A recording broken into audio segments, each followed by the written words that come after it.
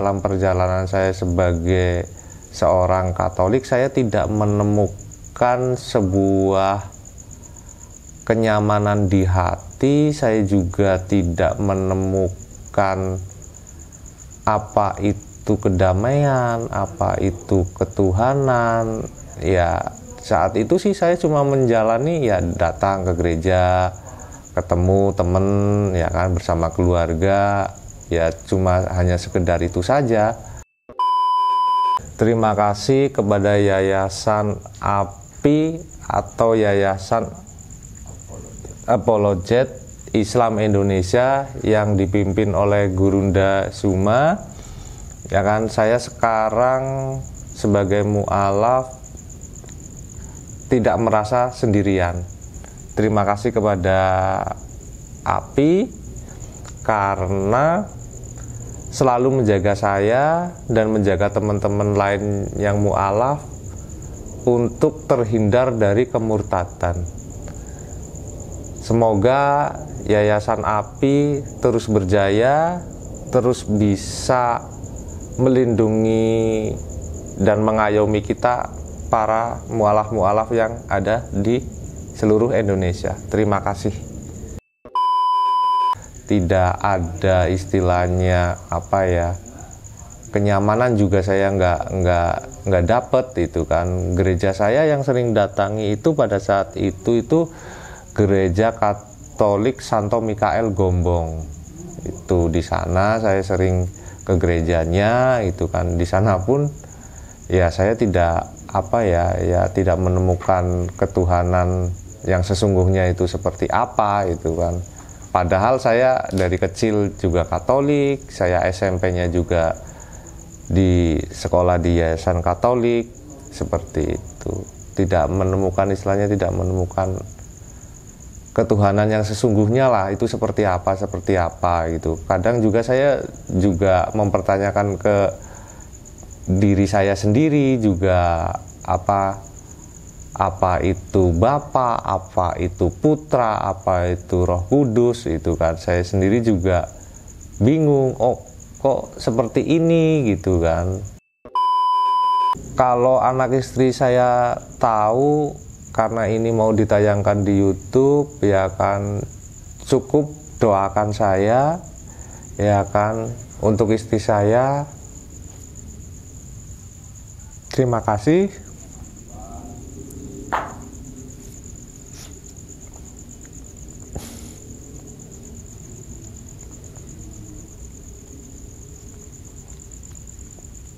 Maafkan saya.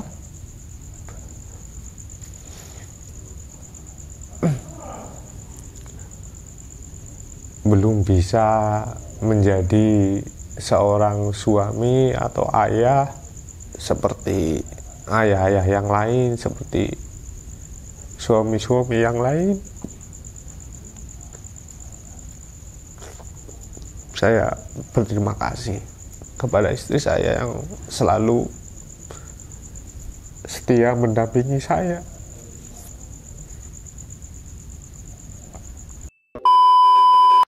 Assalamualaikum warahmatullahi wabarakatuh. Jumpa lagi dengan saya Zulkifli M. Abbas. Sesi kali ini, sahabat-sahabat sekalian, saya mengajak untuk senantiasa memanjatkan puji dan syukur kehadirat Allah Subhanahu wa Ta'ala dan senantiasa bersalawat kepada junjungan kita baginda Rasulullah Muhammad Sallallahu Alaihi Wasallam. Sahabat-sahabat dimanapun berada, kali ini di tengah-tengah kita sudah terbentuk channel YouTube resmi Apologet Islam Indonesia. Hal yang kita tunggu-tunggu sebagai menara siar yang mampu memberikan informasi terkait dengan gerakan-gerakan pemurtadan dan kristenisasi, sekaligus informasi tentang mu'alaf yang ada di bawah naungan Apologet Islam Indonesia. Saya Zulkifli M. Abbas mengharapkan sahabat-sahabat semua untuk mensubscribe channel ini demi untuk kejayaan umat Islam. Demikian, salam tauhid, salam satu Tuhan, jayalah Islam kita, jayalah Indonesia kita. Assalamualaikum warahmatullahi wabarakatuh.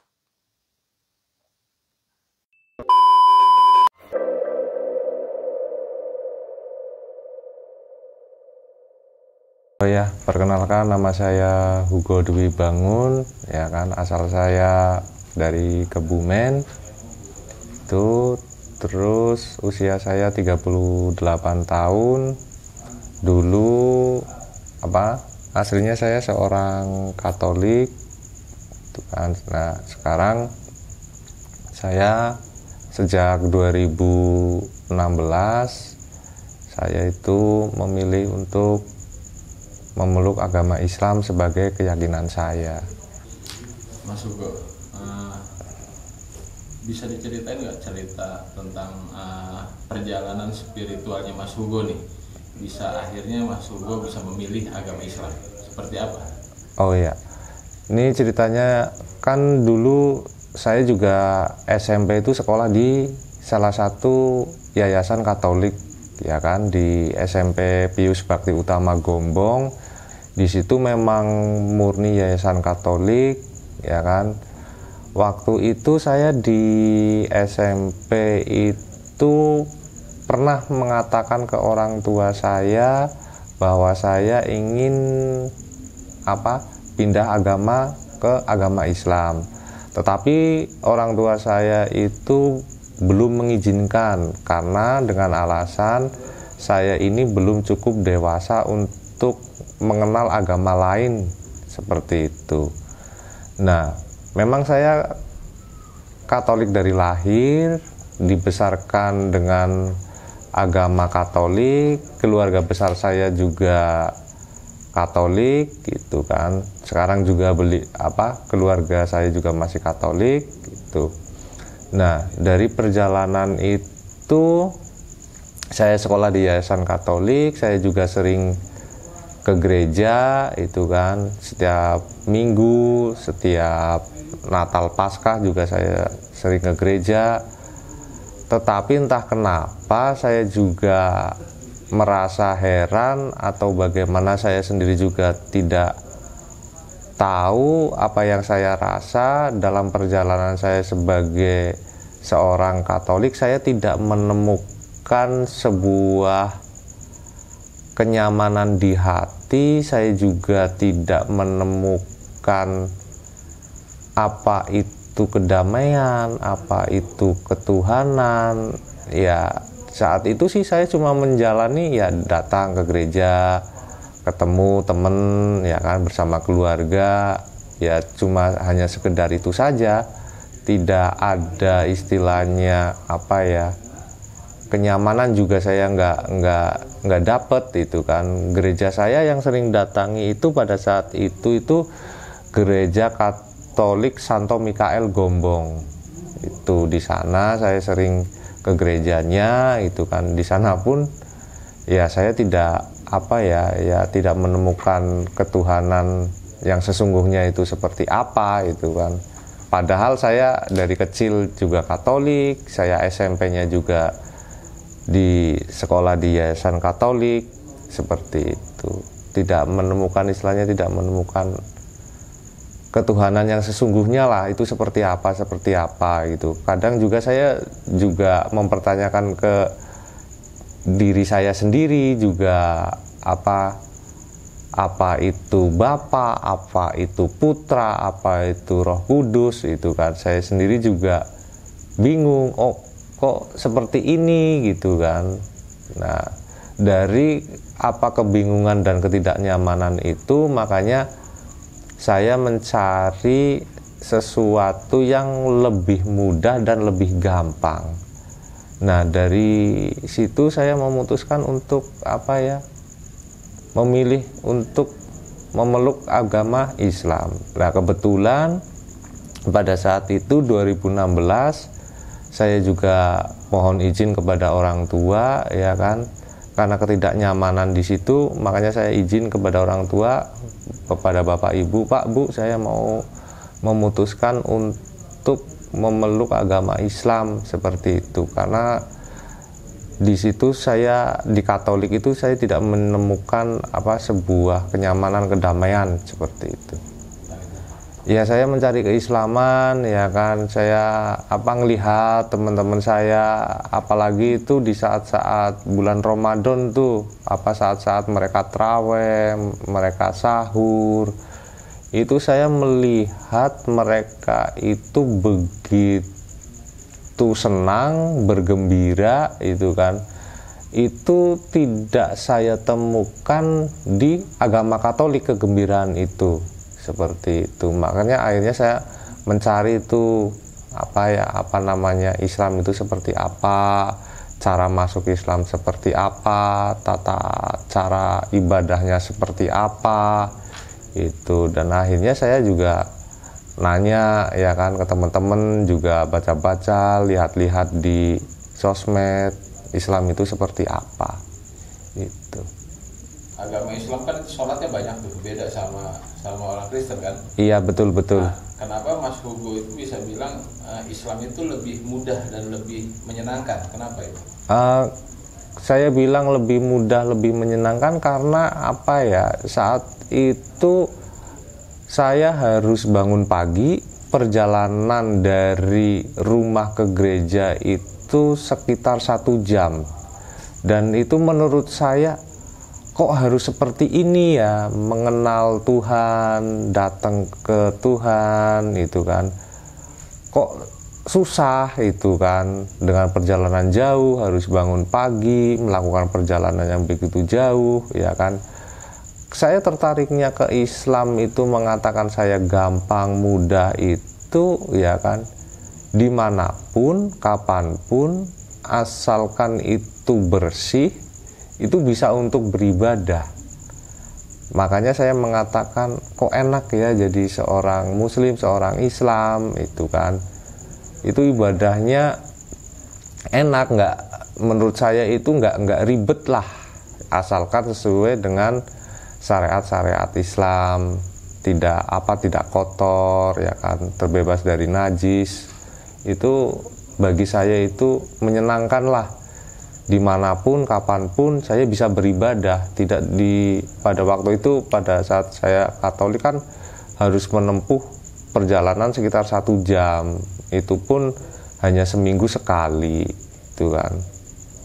Saya memberanikan diri bersahadat memang sudah tekad bulat saya melihat sebuah keindahan, ya kan, sebuah kegembiraan di Islam. Justru saya melihat itu kan. Akhirnya saya bertekad bulat, udahlah saya memutuskan untuk menjadi seorang Muslim atau seorang yang berkeyakinan agama Islam, seperti itu.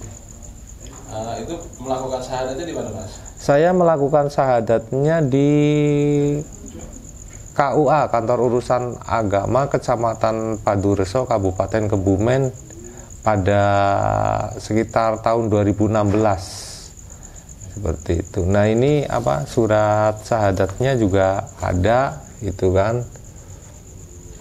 Alhamdulillah dalam perjalanan itu saya tidak mendapatkan rintangan apapun, saya juga tidak mendapatkan sebuah cobaan apapun. Justru yang menarik ini, ketika saya ditelepon dari orang pegawai KUA-nya, Mas tolong datang ke kantor untuk membaca syahadat. Ya saya sungguh sangat gembira dan sangat bersemangat datang ke sana. Biasanya itu kalau ditempuh perjalanan itu sekitar 20 menitan karena saking semangatnya, saking senangnya itu kan, karena ditelepon untuk membaca 2 kalimat syahadat itu saya tempuh karena saking senangnya itu sekitar 10 menit lah. Itu saking saya senangnya, saking saya gembiranya mendapatkan kabar untuk segera ke Kantor Urusan Agama Kecamatan Padureso. Oke, sewaktu melakukan itu orang tua gimana tanggapannya? Kalau orang tua saya tanggapannya biasa, tidak seperti orang-orang lain yang mempunyai kisah yang begitu hebat. Kalau orang tua saya sih mengatakan bahwa orang memeluk agama dan keyakinan apapun itu hak yang paling dasar yang dimiliki oleh setiap manusia, dan saya sebagai orang tua pun tidak bisa memaksa anaknya untuk memeluk agama apa yang saya yakini. Alhamdulillah berkat Allah, berkat doa semuanya itu kan saya bisa berjalan lancar mengucapkan 2 kalimat syahadat. Saya belum pernah bertanya, dan cuma saya dalam kebingungan ini. Kalau di dalam Katolik kan di dalam doanya itu bunyinya seperti ini, atas nama Bapa, Putra, dan Roh Kudus, seperti itu. Saya itu bingung sendiri, ada Bapa, ada Putra, ada Roh Kudus, kayak gitu kan. Nah saya juga kadang bingung itu kan, kok ini ada Bapa, bapaknya siapa gitu kan, putranya putra siapa, rohnya itu roh siapa, seperti itu. Sebetulnya ya juga saat-saat saya sudah beranjak bisa menganalisa ya kan, sejak usia ya sekitar 12-13an itu saya sudah mulai mempertanyakan itu kan di dalam diri saya. Saya terus terang tidak mempunyai keberanian untuk menanyakan itu ke para pastor-pastor atau para pelayan-pelayan gereja yang ada di situ. Saya tidak berani menanyakan itu kan. Tetapi di dalam hati dan pikiran saya juga selalu menanyakan, kok ini ada Bapa, ada Putra, ada Roh Kudus. Itu di dalam kebingungan itu ya terjadilah itu sebuah pertanyaan besar di dalam pikiran dan hati saya.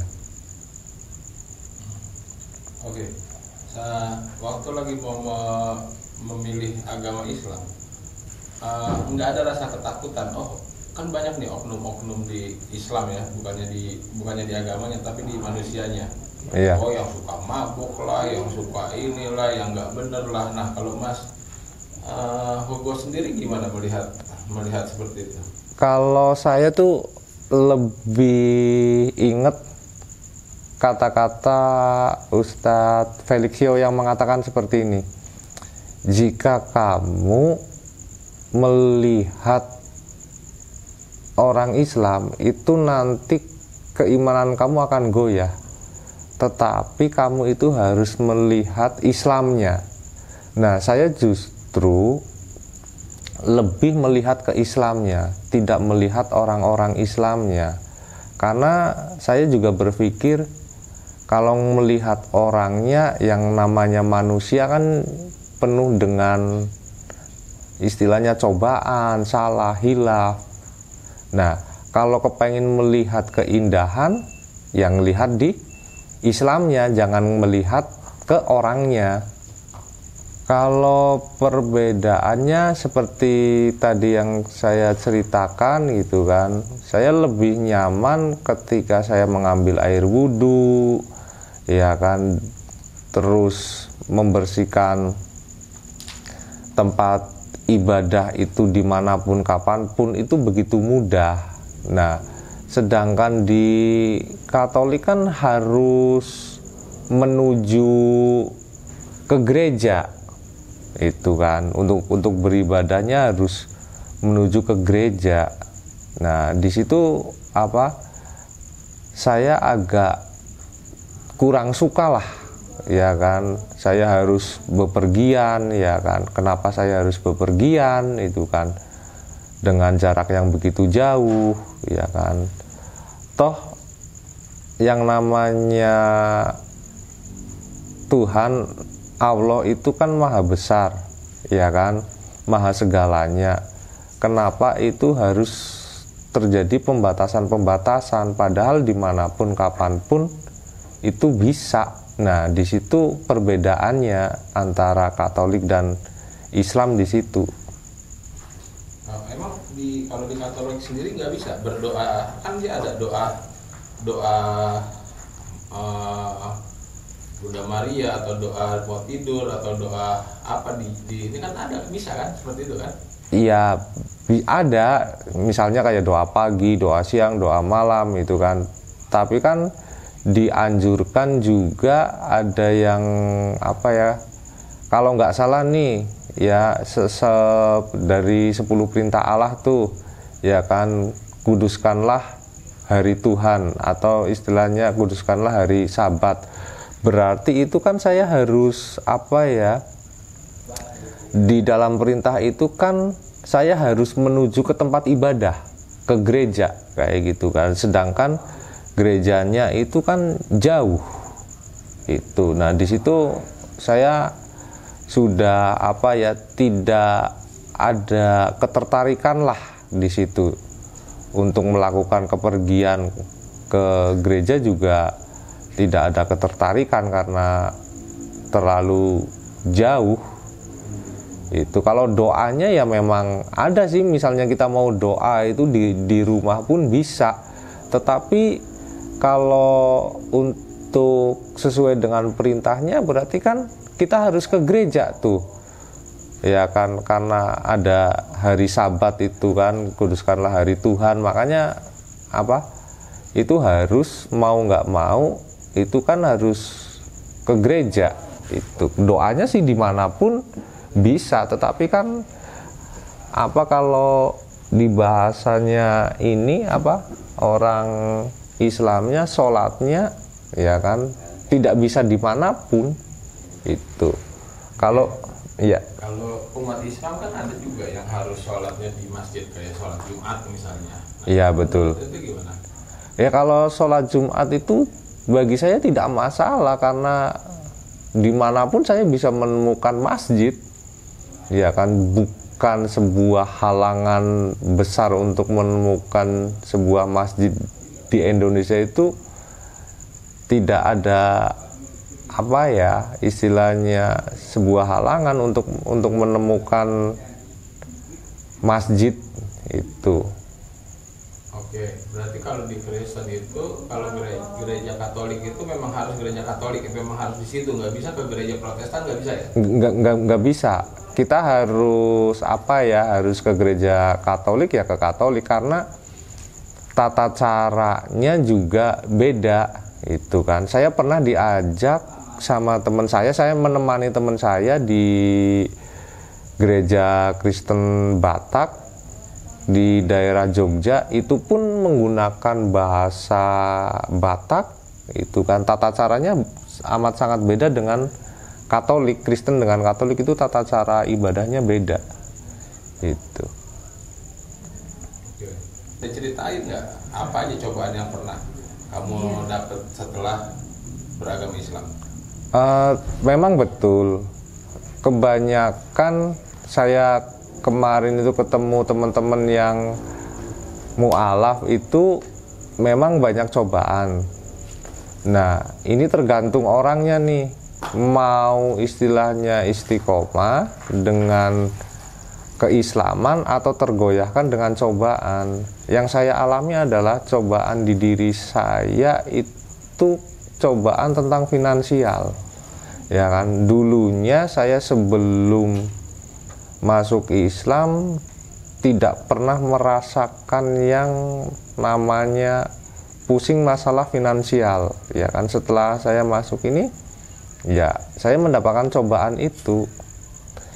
Tapi saya juga berpikir, ini yang namanya ujian cobaan, kita mau yakin bisa nggak melewati ini. Dan saya sendiri pun meyakini bahwa cobaan ini pasti saya bisa lalui. Yang sangat-sangat bikin ente merasa sempat goyah itu apa? Di mana dan seperti apa? Dan yang merasa goyah itu, kalau di 2020 itu saya juga mendapatkan cobaan finansial, tetapi itu saya tertolong oleh keluarga istri saya yang Islam tuh. Kan keluarga besar istri saya seorang Islam Muslim. Nah di situ keluarga saya banyak membantu tuh, dari pihak keluarga istri banyak membantu saya itu kan. Satu. Terus yang paling terparah itu saya justru di tahun 2024 bulan Juni. Itu memang cobaan yang paling parah yang pernah saya alami. saya pernah berpamitan kepada istri saya ingin mengakhiri hidup saya. Tetapi sang istri itu mengatakan, ingat ya, istighfar ya, ada anakmu, ada saya, gitu kan. Pokoknya titik terendah saya itu pada bulan Juni 2024 seperti itu. Saya pengen mengakhiri hidup saya pengen bunuh diri karena saya minta tolong ke siapapun itu tuh nggak ada yang istilahnya mau membantu. Ya kan, sedangkan tagihan saya itu memang harus betul-betul ada, uang itu harus di saat itu kurang lebih sekitar, pokoknya total tagihan saya itu sekitar 15 jutaan lah, itu uang harus ada. Sedangkan saya mengeluh itu kan ke salah satu lembaga, ya kan, lembaga mualah pun entah itu betul-betul orangnya atau enggak, itu pun saya tidak mendapatkan respon. Hanya setidaknya kalau tidak membantu ya mendengarkan lah, mendengarkan atau menghibur saya.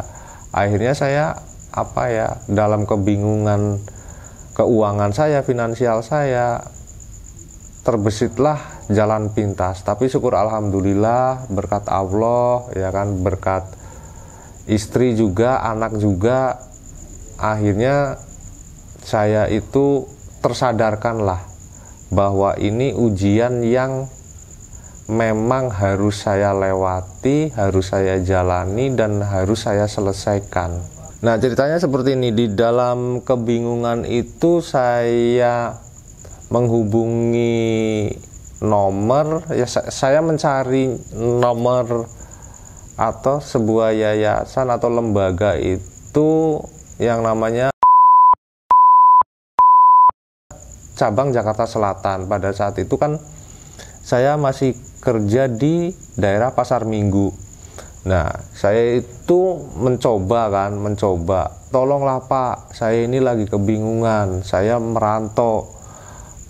Saya bingungnya kayak gini, itu saya meninggalkan anak yang usianya belum genap 1 bulan, ya kan. Umur 2 minggu saya tinggal merantau demi mengejar keuangan saya biar bisa mencukupi kebutuhan keluarga. Nah, ceritanya itu saya menemukan tuh cabang Jakarta Selatan. Nah, saya WA, chat, telepon gitu kan. Ya responnya hanya sekedar saja, dan akhirnya nomor tersebut mengarahkan, memberitahu saya untuk bertemu seseorang yang bernama Iwan. Nah, di dalam chat tersebut, ini tolong Mas Hugo ketemu dengan yang namanya Ustadz Iwan. Nah, akhirnya saya ketemu dengan Ustadz Iwan itu. Posisi saat itu Ustadz Iwan itu sedang di Cibubur. Nah, posisi saat itu saya masih di Pasar Minggu, ya kan. Saya bingung juga, dilema juga, ya kan. Masih bingung tuh. Nah, itu dalam kebingungan saya itu ingat banget, itu pas hari Senin saya tidak bekerja, izin dari kerjaan saya cuma jalan mondar-mandir seperti orang gila. Nah, menunggu jawaban dari Ustadz Iwan. Akhirnya Ustadz Iwan mengabari, silahkan Mas, kalau pengen ketemu, pengen curhat, silahkan ketemu saya di Cibubur. Nah, di situ saya juga kebingungan, sedangkan saya tidak mempunyai uang untuk ke Cibubur, ya kan. Akhirnya saya berpikir bagaimana caranya agar saya menemukan sebuah solusi atas permasalahan saya. Akhirnya saya memohon ke teman saya namanya Kipli. panggilannya Kipli. Pli, ini saya lagi kebingungan, ya kan, dan saya itu disuruh bertemu dengan orang yang bernama Ustadz Iwan. Saya tidak mempunyai biaya untuk ke sana. Akhirnya Kipli memberi pinjaman itu 100.000. Dengan uang 100.000 itu, dengan modal nekat, ya kan, saya ke Cibubur. Nah, di sana saya ketemu dengan Ustadz Iwan, ya kan. Saya ceritalah, itu kan, segala permasalahan saya, ujian saya, ya kan. Akhirnya di sana, ya kan, saya ketemu Ustadz Iwan di Cibubur di salah satu apartemen, itu kan. Di sana saya juga ketemu dengan kawannya, gitu kan. Akhirnya saya pun diajaklah oleh Ustadz Iwan ke sebuah yayasan, dipersilahkan masuk, ya kan, dilayani dengan ramah. Pokoknya dari awal sampai akhir di sana saya merasa yang namanya sesama muslim saudara itu saya merasakan. Dulu saya bekerja di salah satu perusahaan BUMN yang berurusan dengan lembaga pembiayaan. Karena adanya ketidakcocokan saya dengan pimpinan, ya kan, dengan cara kebijakan pimpinan terhadap saya sebagai pegawainya, akhirnya saya memutuskan untuk memilih resign dari pekerjaan itu, ya kan. Karena sekian lama nganggur, akhirnya saya teleponlah, ya kan, teman saya yang namanya Licung sama Kipli. Saya telepon, tolong, karena saya tuh nganggur, ya kan, sudah lama nganggur dan saya harus mencukupi kebutuhan hidup saya, anak istri saya, ya kan. Ini sebentar lagi istri saya mau melahirkan, tolonglah beri saya pekerjaan. Nah, kebetulan Licung dan Kipli mengizinkan saya untuk bekerja. Karena mereka itu kerja di proyek bangunan, akhirnya saya itu kerja di bangunan. Nah, sekarang saya bekerja sebagai kuli bangunan. Dari perjalanan itu, ya kan, saya juga sangat berterima kasih kepada teman-teman saya yang telah memberikan kesempatan saya bekerja. Menurut saya saat itu ketika saya telepon Licung dan Kipli, saya ditanyakan tuh, bro, kamu kan seorang sarjana, kamu kan pernah menjadi seorang guru, itu kan, pernah bekerja di perusahaan, pernah bekerja di leasing, itu kan, kenapa kamu mau bekerja sebagai kuli bangunan? Bagi saya, semua pekerjaan, apapun itu pekerjaannya, asalkan halal, bagi saya itu sebuah pekerjaan yang mulia. Ya kan, saya juga ditanyakan, nih, apakah kamu nggak malu? Enggak, saya nggak malu, ya kan, karena saya memang niat bekerja mencari nafkah untuk keluarga saya. Saya ya bangga lah, saat ini memang betul-betul bangga, dan saya sering sekali mengatakan ke teman-teman, ya kan, saya sekarang kerja di proyek bangunan, jadi kuli bangunan, itu. Saya istilahnya tidak malu, ya kan, walaupun lulusan saya itu S1. Oh ya, ini saya posisi sekarang berada di Kelurahan Pisangan, Ciputat Timur, dan ini saat ini saya masih kerja di proyek bangunan, ini kan. Nah, saya masih di proyek bangunan, dan saat ini saya masih juga statusnya sebagai kuli bangunan. Saya juga tidurnya di sini. Ya mungkin banyak orang yang tahu lah kalau seorang kuli bangunan tinggalnya di bedeng, ya tidur seadanya, makan juga seadanya, yang penting istilahnya badan kita sehat, makan kita kenyang, itu kita tidak memikirkan yang istilahnya gengsi atau apapun. Itu yang penting pikiran kita mencari nafkah untuk keluarga. Oke. Nah terus ada perasaan menyesal nggak sih setelah masuk Islam akhirnya seperti ini, setelah keluar dari Islam akhirnya malah terlalu banyak cobaan yang dihadapin seperti ini? Kalau diri saya justru saya tidak merasa menyesal menjadi seorang muslim, memilih Islam sebagai keyakinan agama saya tidak menyesal, justru saya bangga ya kan dengan segala ujian ini. Saya berpikirnya seperti ini, mungkin ini cara Allah untuk menghapus segala dosa-dosa masa lalu saya yang saya perbuat. Karena jujur saja dulu waktu sebelum saya memeluk agama Islam, jujur saya orangnya temperamental, semaunya sendiri, sewenang-wenang, menganggap rendah orang lain, itu kan.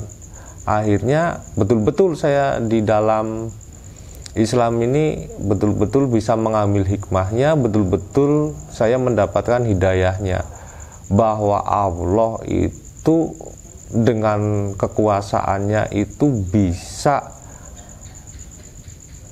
memberikan ujian secepat mungkin, bisa mengangkat derajat manusia secepat mungkin.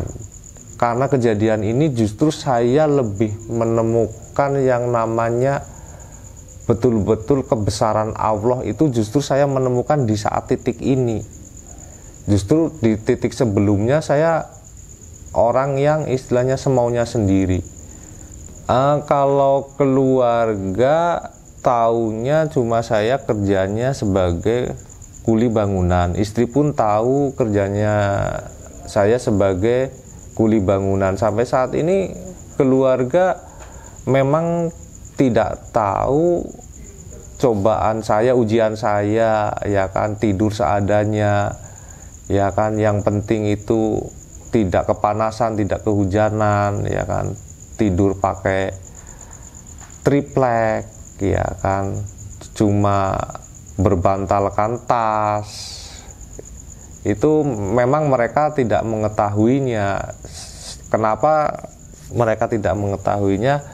Karena saya sendiri yang tidak bercerita. Biarkan istilahnya derita ini, ujian ini biar saya yang tahu. Mereka cukup tahu apa hasil yang telah saya kerjakan, prosesnya seperti apa. Saya berpikir mereka tidak tahulah. Saya juga berpikirannya tidak usah bercerita kepada orang tua atau kepada istri saya. Saya memang tidak berkeinginan cerita seperti itu. Kenapa saya tidak ingin bercerita seperti itu? Justru kalau saya bercerita itu akan menambah beban-beban mereka. Oke.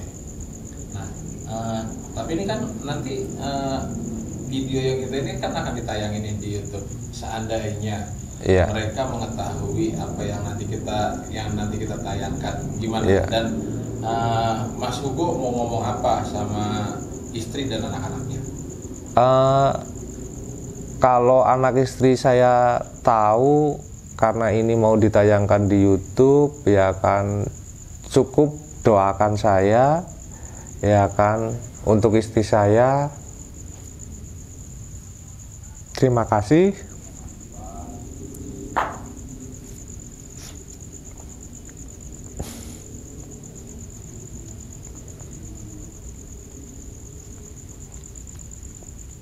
Maafkan saya.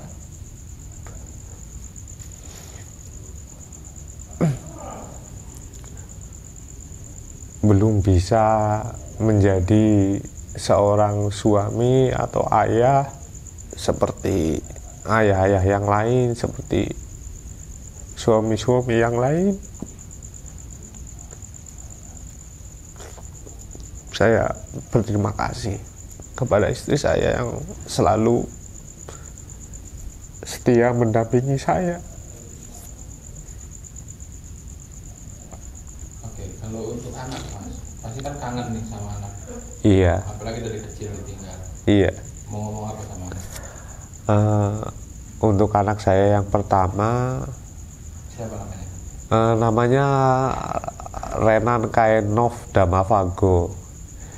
Itu Vagonya singkatan nama istri saya dan saya itu. Untuk Renan, tolong jaga mama sama adik. Itu kan buat anak saya yang nomor kedua, Ataki, cepat besar, ya kan. Untuk kedua anak saya, ya kan, jadilah anak yang berbakti kepada orang tua, kepada agama Islam, itu kan. Buat anak Renan khususnya, ya kan, jangan lupa belajar agamanya, jangan lupa ngaji. Mohon doanya, ya kan, untuk istri saya. Doakan saya sehat selalu, diberi kekuatan untuk menghadapi segala hal, ya kan. Pokoknya doakanlah segalanya yang terbaik untuk diri saya. Untuk anak saya juga jangan lupa doakan bapakmu ini yang sedang berjuang untuk kalian semua. Untuk para teman-teman mu'alaf, ya kan, kalau saya berpikirnya kayak seperti ini, apa yang kalian putuskan itu harus dipertanggungjawabkan. Jangan bermain-main dengan segala pilihan dan keputusan yang telah kalian pilih. Apapun bentuknya, apapun ujiannya, carilah, betul-betul carilah nikmat, syukur, kebahagiaan di situ. Karena menurut saya, pengalaman saya, kebahagiaan itu bukan selalu tentang materi, uang, dan lain-lain segalanya, kekuasaan atau apa, seperti itu. Justru saya bisa menemukan kebahagiaan itu di saat-saat saya seperti ini. Itu jangan, istilahnya jangan mudah menyerah, jangan gengsi. Pokoknya untuk teman-teman mu'alaf yang lain, teruslah bekerja, teruslah berusaha. Apapun pekerjaanmu saat ini adalah pekerjaan yang terbaik. Saya mohon doanya, dan terutama saya berdoa untuk diri saya sendiri. Semoga saya tetap istiqomah di jalan kebenaran, di jalan kebaikan, menjadi seorang muslim, seorang Islam yang baik, tetap istiqomah apapun ujiannya, gitu kan. Saya juga mohon doanya kepada para penonton dan para teman-teman semua yang seperti saya yang mu'alaf, itu kan. Semoga saya diberi kekuatan lah, khususnya untuk diri saya, gitu kan. Dan teman-teman juga jangan lupa mendoakan diri sendiri dan saya. Semoga kisah saya ini bisa menjadikan sebuah pelajaran atau edukasi, bisa menginspirasi para mu'alaf yang lain yang sedang menghadapi cobaan. Dan juga semoga apabila ada kebenaran dan kebaikan dari cerita saya, itu semata-mata karena Allah, dan apabila ada kesalahan itu memang betul-betul karena dari diri saya. Sekian dan terima kasih. Wassalamualaikum warahmatullahi wabarakatuh. Terima kasih kepada Yayasan API atau Yayasan Apologet Islam Indonesia yang dipimpin oleh Gurunda Suma. Ya kan, saya sekarang sebagai mu'alaf tidak merasa sendirian. Terima kasih kepada API karena selalu menjaga saya dan menjaga teman-teman lain yang mu'alaf untuk terhindar dari kemurtadan. Semoga Yayasan API terus berjaya, terus bisa melindungi dan mengayomi kita para mu'alaf-mu'alaf yang ada di seluruh Indonesia. Terima kasih.